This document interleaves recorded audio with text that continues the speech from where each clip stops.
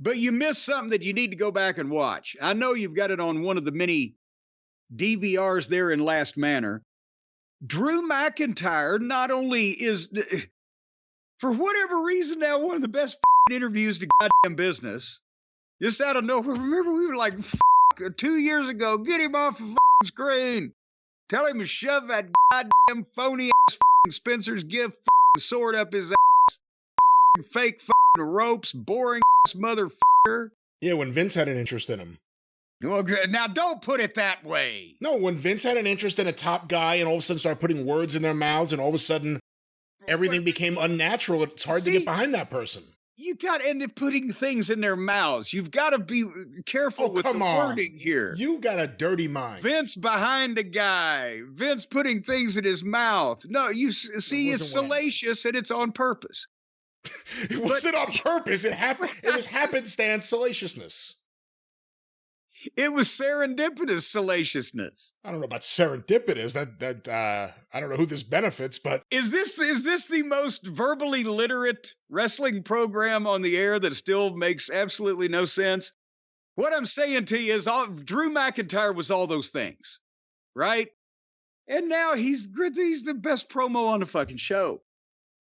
And of course, and he's working with Punk, who wasn't on this show, or it'd be a 2-horse race. But goddamn, I can't wait till both of them are healthy. Because right now, the thing I'm most interested in is between 2 guys on the injured list. But nevertheless, they were in Greenville, South Carolina, by God, home of the old Memorial Auditorium, which I understand is gone now. And Austin Idol, I believe. And Austin Idol, who is not gone, and no. You know, so no, he's ever present and healthy and kicking. That's right, darling. That's right, baby. Jackson, I'm telling you now, But Drew McIntyre said that Punk won't care if this was Charlotte or Atlanta, maybe, but he ain't here in Greenville tonight because he only makes the big towns. And Greenville does have somewhat of Atlanta, Charlotte envy to him. And I mean, Drew, he's just got great lines, but also even if they're being written for him, he's saying them naturally enough that it doesn't slap you in the face, and it sounds like his shit. Yeah, with him, it's been the delivery too. It's not just what he's saying; he's delivering it in a natural way. And slyly, or with the inflection it needs, or the emphasis it needs, or what it's become the voracious orator. And one of the lines was, you know, the Punk's line, the greatest trick the devil ever pulled, et cetera, et cetera. Well, the greatest trick, I can't do the accent. The greatest trick that Punk ever pulled was looking like a drug addict without taking drugs. Or maybe the trick is fooling all of you that management keeps taking him back and you people keep believing in him. I hate to call people stupid, but if you're a CM Punk fan, you're stupid. I mean, it's great. It's heel stuff, but at the same time, part of the genius of this thing that Drew is interesting is that it's the old-fashioned kind of heel where he feels like he has a gripe and a bitch that he can come out, but then people can turn it around on him. And because all the great heel turds, and he's still not a full-fledged, he's just Drew. He's fucking sour. It's perfect. He's sour on everybody. Everybody's out to get him. This works if it's the only one. The wonderful thing about tweeners is he's the only one. Anyway, he has established that he's bitching about all these things that have happened to him and how he's been shortchanged. It does have root in reality, and then he takes it too far, and other people are able to turn it around on him, kind of slap him in the face with it. CM Punk did some of that. But now he cuts promo on Punk, but then he starts in on Damian Priest and the World Heavyweight title. And Priest music plays, and out he comes. And as soon as he started speaking, I could tell there's a difference. And the difference was, I wrote right when he uttered his first sentence, he seems more relaxed. And he started in with, hey, you always got a problem with people. Well, Punk ain't here. Say it to my face. Say it to, if you got a problem with somebody, say it to somebody's face. He's stepping up.